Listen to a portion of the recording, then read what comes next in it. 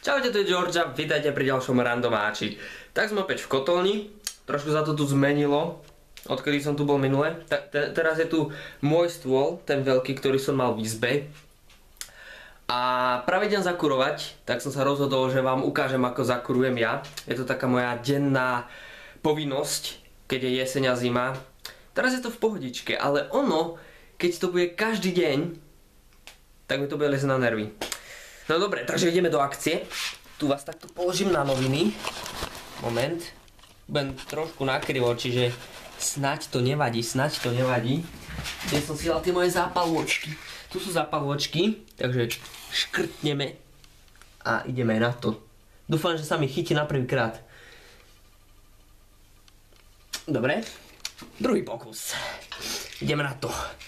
Inak môžete počuť môj hlas.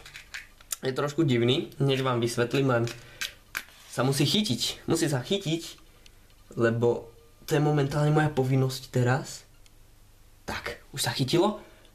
Tak, vám to ukážem, čekujte to. Ohník horí, paradička. Tam som dal teraz také konáre a už to pokoce, už bude teplo.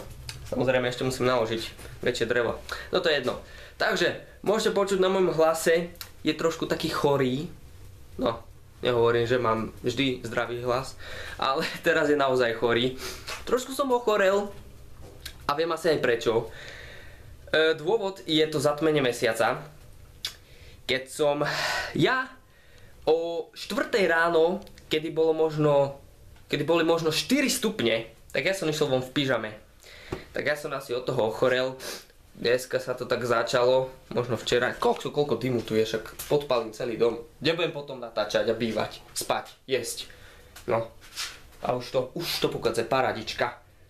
Trošku priložíme. Mám také drievko, som si sem táčky takto doniesol. Takže naložíme, treba. Jump. Hehe. A bude horeť. Takže som chorý.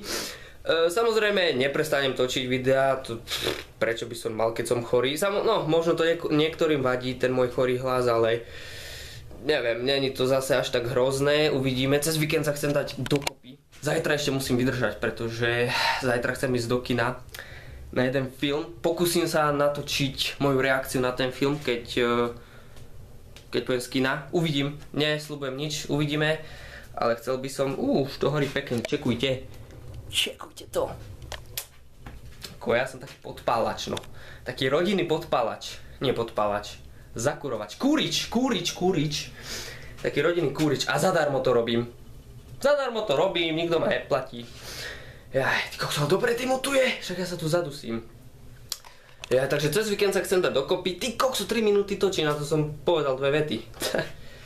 No dobre, aké teplo vnútri, úplná zima, tuto zakúrim a už teplo, však to je logické. No dobre.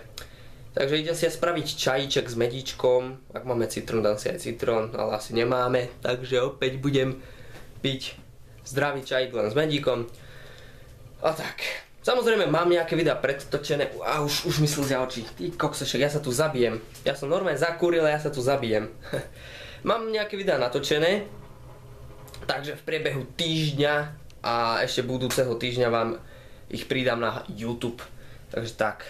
Dobre, tak budem pomaly končiť, aby sa to ešte dneska stihlo uploadovať, lebo však 4 minúty to dá takú hodinu a pol, no.